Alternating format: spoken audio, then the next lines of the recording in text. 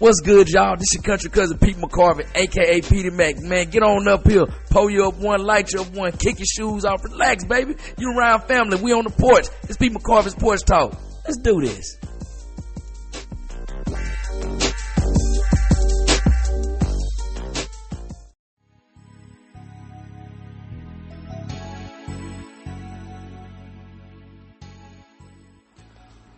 What's up, y'all? This your country cousin Pete McCorvey, a.k.a. Petey Mac. Welcome back to the porch once again, man. Gotta forgive me on this one. Kind of not gonna have as much energy as I usually do, cause been facing a little personal problems this past week, man. I'm not gonna lie, I almost started not to provide an episode because this problem's a real big one. Not gonna go into detail about it, but I just said, no, I don't need to just sit there and dwell on it. I'm gonna come here to the porch and talk with y'all, you know, the family. That's how I'm gonna get through this. But pray to whoever you pray to. If you believe in somebody, you don't pray, whatever you do, just be with your boy, man, because it's something really, it's a real tough situation I'm going through, man. But I ain't gonna let that get me down. I'm back with y'all once again. And it's always great to be with y'all. That's how I'm gonna get through it, is talking with y'all. Y'all know how I always tell you, pull up whatever you're gonna pull up. Roll up whatever you're gonna roll up. And I hope that's all y'all doing. I hope you ain't into no other type of shit. So, yeah, we gonna just do what we always do, man. First of all, we're gonna start with music. Y'all know I'm a music head. My boy AJ Snow and Jan Sport came up with another tape, y'all. Hey, man, these two, they starting to be another duo. They up there with like the likes of like Larry June and Cardo Got Wings. I know him as Cardo, but he changed his name to Cardo Got Wings. They got another tape called God Don't Like Ugly.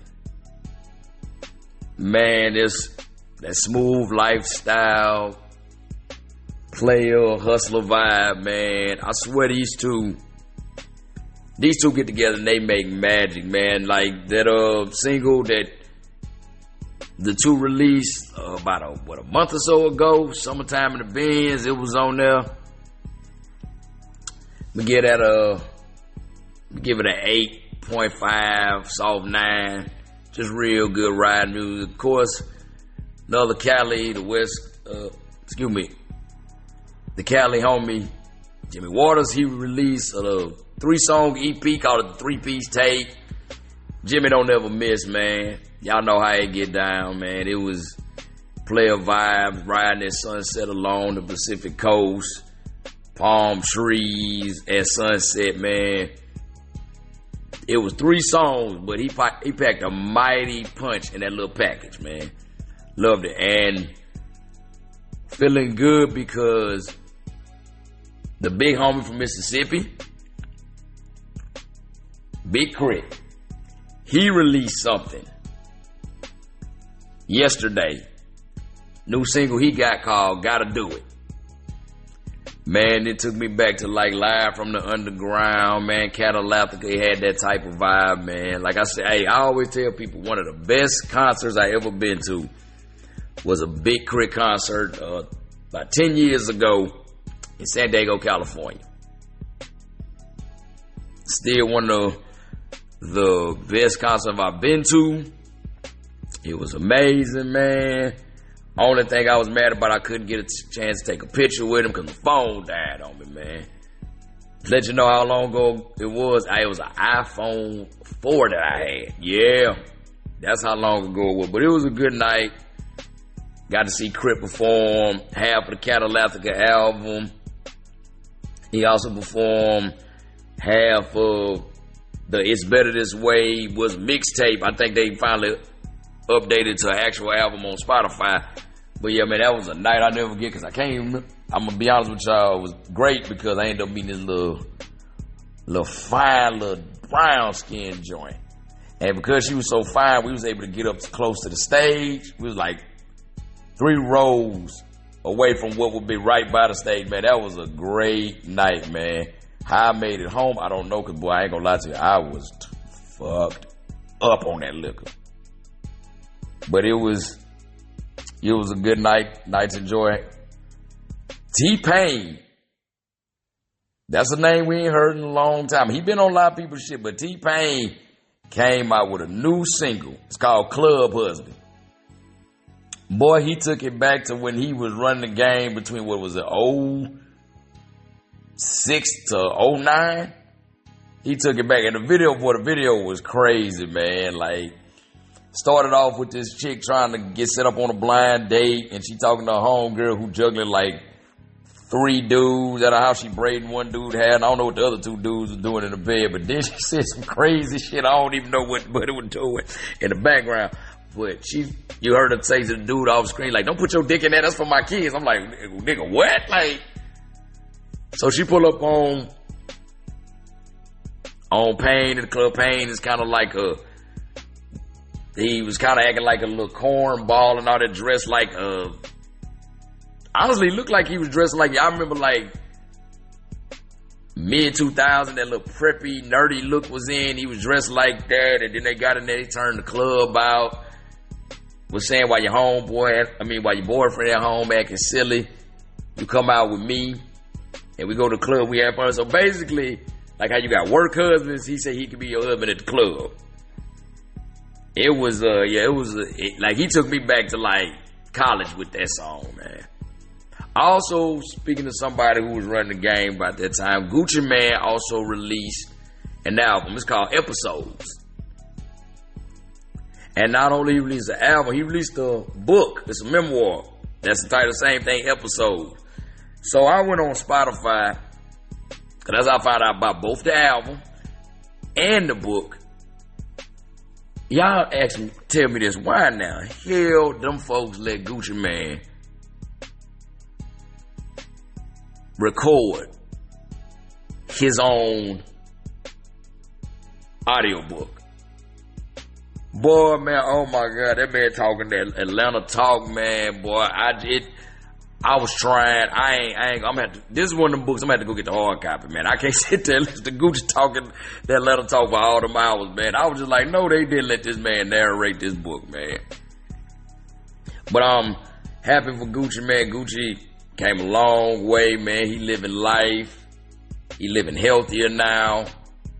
And just big up to Guap, man. Guap, get your paper, do what you got to do. And they also had a Breakfast Club interview. I guess he was promoting his album, promoting the book, and he had his wife Keisha Dior with him. I guess he was talking about all the stuff he went through, his emotional traumas and all that, and how she was with him. But boy, the internet told him up. Somebody put up a status on Facebook, and it said, ladies, don't let Gucci Mane and Keisha Dior have you fucking with some dude that's emotionally unstable and you get your ass hurt. I was like, good God, man. And continue with this theme of people from like the mid-2000s, early 2010s. Kevin McCall. Research. For those y'all don't know who Kevin McCall is, y'all remember Chris Brown's hit from, what was it, 09 or was it 10, Deuces?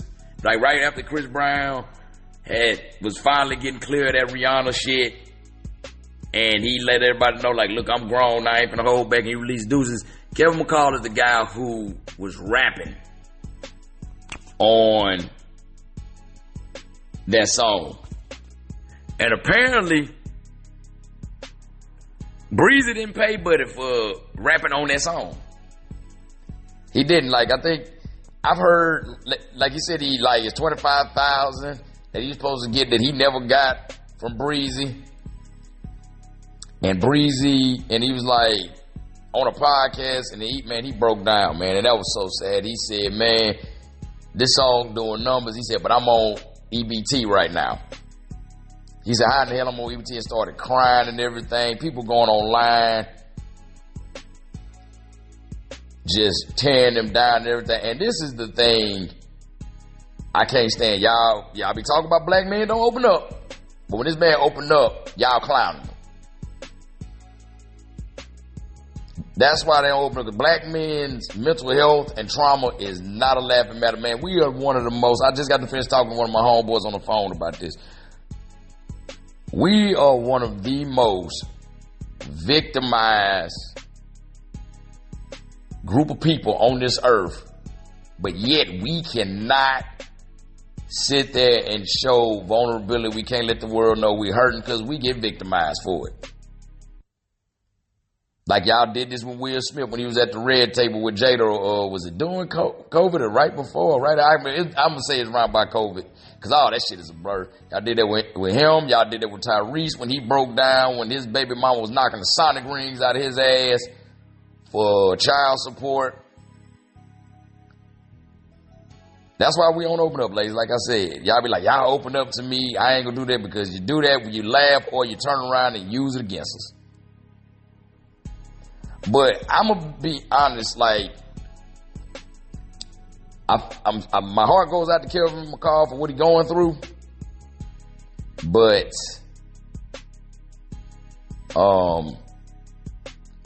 I just don't think Buddy just had that it factor to pop. He don't, because the only other song I recall him being on was a song he featured on, Keke Palmer did. I don't know if y'all remember that song Keke Palmer did in like 2012. It stayed on 106 in Park for a hot minute. That's when she was trying to still decide whether she was trying to do both music and acting. Even though she still does, but she was like still trying to play in both lanes. Real tough. She featured on her song You Got Me. And I'm gonna be honest, I had seen that video and heard that song, and then I went back and listened to Deuces, and I was like, oh, that's the guy that was on Keep It. I'm gonna be honest, because I didn't know who the hell he was on Deuces. I honestly thought, I thought that was Tiger. For the longest, you couldn't tell me that one Tiger. So, but yeah, I just hope everything work out for him, man, because that is, especially in this day and age with everything going through the roof, bruh, that is not a good, I know that can't be a fun experience. So my heart goes out to Buddy, man. Like, keep your head up, dog. I hope it get better, man. I really do. I'm praying for you, man. We still on talking about music. Speaking of music television, it shut down. Y'all know what is MTV. They said they finally finna shut down all their music channels. I'm gonna keep it funky with y'all. MTV been shut down to me for a long time, or well over a decade. And the people they got to thank for it the most is Rod Diedrich and Chanel West Coast. Because god damn it, how many times can we look at ridiculousness? That's all they was playing, ridiculousness, catfish, and 16 and pregnant. I got so tired of seeing that shit. They tried to a couple years ago, they tried to revamp it and bring some music back. By that time, the damage is done, because we really don't, to be honest with you, we don't need MTV no more. Because you can go on Spotify, get music now. I mean, when SoundCloud was really popping, you go on SoundCloud, you go on Pandora. Is Pandora still even a thing like that? You go on Apple Music. You go see the video on YouTube. Because I remember what it was back in like 2016. They tried to bring back TRL for VH1. And when they tried to bring back TRL, I remember this because they was having DC Young Fly and Matt Rife. They were supposed to host it. But I was sitting there watching like, this is good on them. I'm glad them brothers getting their money. But we don't need TRL right now, because you can go to YouTube and get it. And then, who gonna vote for a music video? You only gonna show about 30 seconds of it. Not gonna show it all the way through. Them and 106 in Park. Y'all remember 106 Park? You do that same shit too. Oh my God, they used to kill me. Song be number one. They play about 30 seconds. They didn't even pick it up at the beginning. They pick it up right in the middle, play a little bit. We probably see Melissa Ford or whatever video vixen was in there, and then they shut it right off. After we just sat there and voted for this. The only way Y'all remember that the only way you really could see a music video all the way through is if you happen to watch the making of, and then on VH1, MTV, or BET, then they did the world premiere. That was like the only time back in the day for real we could see the whole video. So yeah, MTV, you think everybody is really hurting behind that? Yeah, I'm gonna say this about MTV shutting they music channel down. What y'all want from the stove? Cause y'all been shut down for a long time. Moving over their fellow Viacom sister station, BET. I mentioned 106 in Porch. Well, BET is doing something different. Now they got 106 in sports. And that's going to be hosted by Cam Newton and Ashley Nicole Moss. I'm really trying to see how that's going to look. Cam hustling, dog. Cam is hustling his ass off. You can say what you want to say about Cam. You can say he full of shit. You can call the man type. But one thing you can't say, that man ain't booked and he ain't busy. So, shout out to Cam. Shout out to Ms. Moss. Y'all get y'all coins, man. Speaking of sports, man, this nigga Gilbert Arenas. Boy. No Chill Gil is a perfect name for this dude, because I swear this man ain't got no chill. Y'all remember a couple episodes back, I talked about Gilbert Arenas. He was running like a gambling night or something in his house, and they cracked down, authorities cracked down on him. Well, Gilbert then channeled the people in the interrogation room on the first 48, because he didn't snitched on Chauncey Billups. Yes, the Chauncey Billups, former All-Star NBA guard and current Portland Trail Blazers head coach. When I found out that out doing this, I didn't even know his ass was coaching the Trail Blazers. Snitched on him. Current Heat guard Terry Rozier and former Cavs player Damon Jones. And to make matters worse, on his podcast, he comes in there with this bag. Look like a bag of food. Like, y'all know y'all watch First 48, they give him like some McDonald's, some Popeyes or something, and they roll over that or a cigarette. He comes in there with a bag saying informant meal on it. And just cracking joke like, yeah, I told him. And I just like, I said this before, after I watched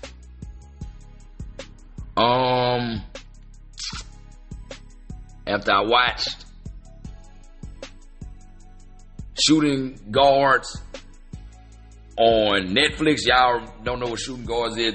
Y'all remember when Gilbert Arenas had that gun situation in, was it 09, 2010? Him and Javaris Crittenton. And they were showing like Gilbert Arenas growing up, Javaris Crittenton growing up.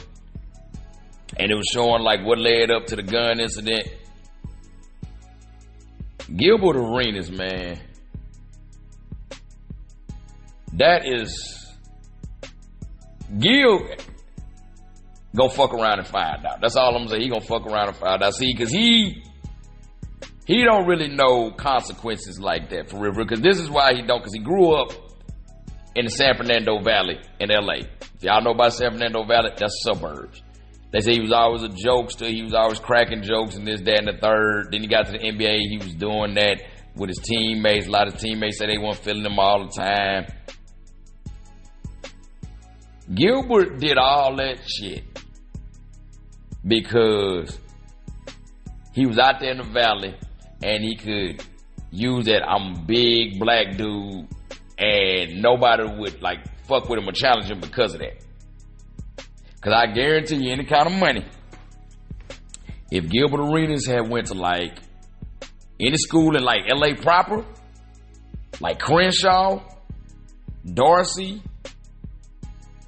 like Fairfax, even Westchester, where they got them reputables at, he wouldn't have been doing it. Gilbert would have never did that had his ass been going to Crenshaw playing for the Crenshaw Cougars basketball program.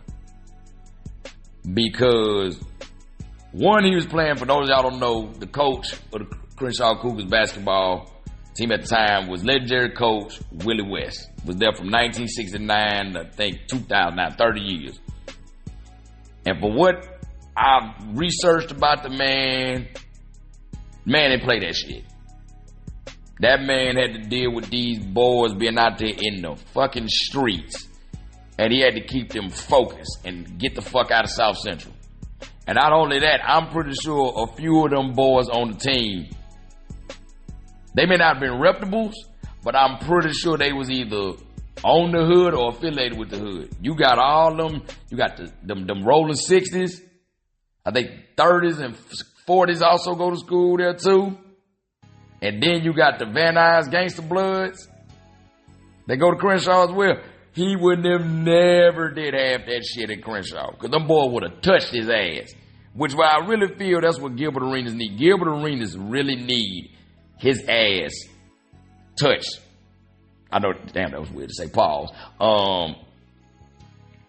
That's what he needed. He needed like somebody to like really piece him up. And he needed to be careful because rumor has it that this little gambling thing he had going on, the mob might have had something to do with that. So Gilbert, you're going to keep on fucking around.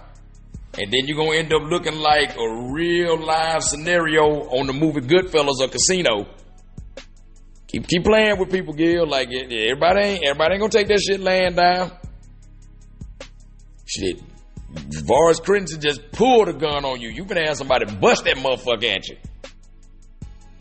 Like, just for real, like, man, bro, too old for that, man. Like, seriously, man. Like, if I ain't gonna lie, if I was making all that money like, dude, man, I'd be somewhere chilling, bro. I wouldn't even be. I'd be recording my podcast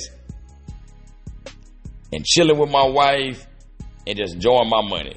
Sitting there poking fun. I mean, like, claiming you rolled over on people that got caught and making a joke. Everything ain't no goddamn joke, bro. Like, grow up, dog. Seriously. Like, everybody, like, y'all, like, this is who Shannon Crowder need to be talking about when it comes to talking about lame shit. He always on Russell Wilson. This is who you need to be talking about, bro, because this man playing with people's fucking freedom and think it's a joke. Like, yeah, man, bro, that ain't funny, Agent Zero. Seriously, dog. Like, come on, bro. Like, do better.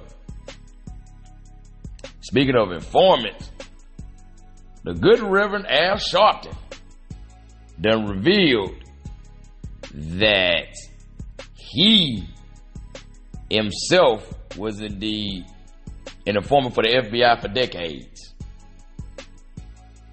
So now that makes me wonder about the assassination of Martin Luther King and some other shit that then went down.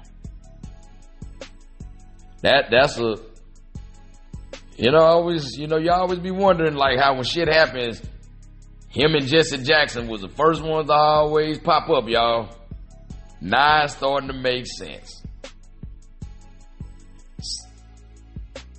First of all, I seen old clips of Al Sharpton, like, using some language he ain't had no business back when Al Sharpton was fat as hell, man. Like, yeah, so this don't surprise me one bit. Like Scarface said in Mind Playing Tricks 94, I follow no man because man be phony. So, all right, man. Al, you sitting there you and Gil trying to be funny. Y'all better go do y'all homework about Alpo Martinez, who most of y'all know is Rico from the movie Paid in Full. And see how that turned out for him. On the sports, oh my God, like, these motherfuckers here. At the time, number 25, Florida State Seminoles dropped another one. This time to Stanford, 13-20, which is one of the ACC conference mates. The fact that Stanford, y'all, is in the Bay Area of Northern California, San Francisco Bay Area, and is in the ACC is wild to me. And everybody is talking about the last play was a touchdown. It should have went to overtime. Here's the thing. Florida State should never put that in their hands of it to go like that. Put it in the hands of the ref. That's one thing I was always taught playing sports. If you don't want it to come down to that, don't put it in the hands of the ref, which they did. And with that, Florida State has dropped 4 straight ones to inferior teams, and now are no longer 500. They're under 500 at 3-4. Mike Norvell's ass need to go. That's all I'm gonna say. He needs to get his ass the fuck up out of there. He ain't produced nothing. People talking about, well, they need to get Jimbo back. Jimbo, let me tell y'all something. Jimbo Fisher got over because he got them when he won that national title, that 2013 national title, he got that last batch of Bowden's recruits. That's the only reason why he won that title.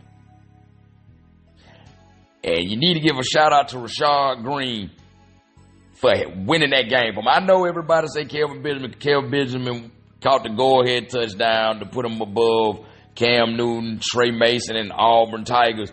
But if you watch that game, Rashad Green was balling his ass off. But Mike Norvell, you ain't doing a damn thing. They should have fired you. They still give you. I don't understand what is going on. Why this man still getting a pass? This shit is frustrating. As a Noles fan, this is frustrating. Like now, I'm kind of worried now because I said we'll at least be 4-8 because I look at us like beating Florida, but the way this shit is going, y'all couldn't handle Pitt, y'all can't handle Stanford. I'm starting to get real nervous about the game with Florida, man, later on in the season. But at least my NFL team pulled it out. My Denver Broncos, and boy, did they pull it out. The Giants had them on the ropes, 30-0, all the way into the fourth quarter. And then my Broncos rallied back and won it by a point, 33-32. That damn Broncos defense, boy. They have been the hallmark of that team for at least a decade, man. That defensive coordinator, boy, he need a raise. That man, he's working miracles. To score all 33 points in the fourth quarter, whew. Hey, them Broncos looking nice, man. I think we going to make us a nice little run to the playoffs. I'm hoping we get to the Super Bowl, but I ain't going to get too cocky just yet. You know, I'm learning that with Florida State. After they went 3-0 and then they dropped the last 4, I ain't going to get too cocky. But they like last year, they was 10-8. And I said I can live with that, especially with Bo Nix being a rookie quarterback. But I can definitely live with this. I'm loving what I'm seeing from the Broncos. On to another outdoor sport, baseball. It's almost over. The longest season in the year, longest sports season in the year, is about to come in. 7 more games and it'll be a wrap for the 25 season. And it's the World Series with the Los Angeles Dodgers returning for the 2nd year in a row and the Toronto Blue Jays. I'm happy for those Dodgers, especially former Brave Freddie Freeman. Hope he can go back to back. But I'm going to be honest with y'all, boy, I really wanted the Mariners to get, because like I used to live in the Puget Sound. Tacoma was like 30 miles south of Seattle. Got a lot of friends up there. And I was really looking forward to a West Coast World Series, y'all.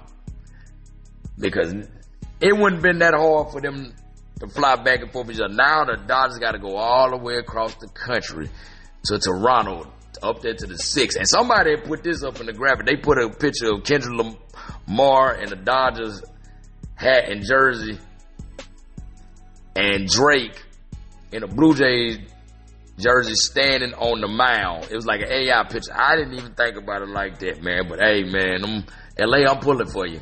Because behind the Braves, that's my favorite team, man. So let's go Dodgers. Let's get them up out of there, man. Now, another thing that's happened in sports, one of my favorite sports is back. Well, my favorite sport back. Tuesday, the NBA return. And not only the NBA return, but the NBA on NBC return.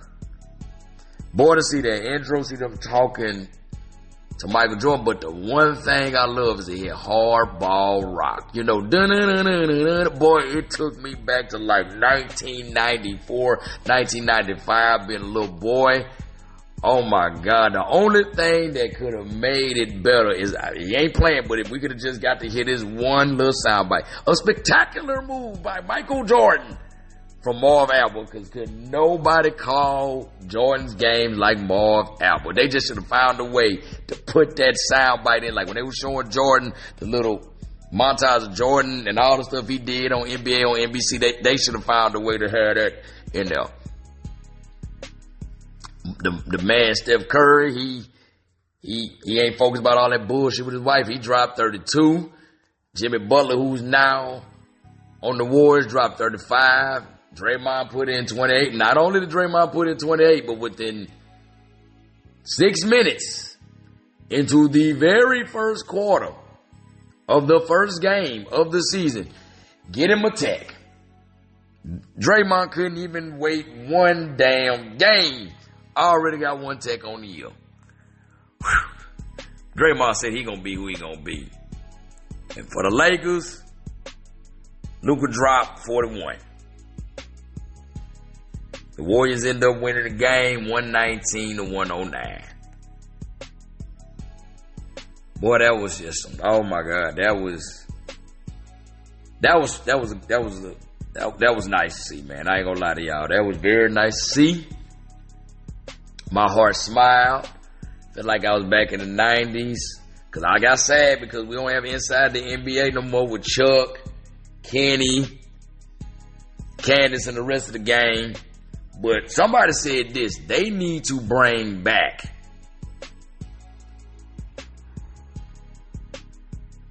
not Inside NBA. Inside the NBA is what the heck.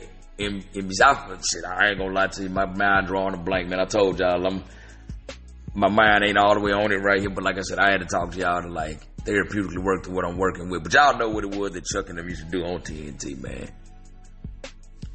Anyway, I'm about to get up out of here, man. Before I get up out of here, I want to talk about this one last thing right here.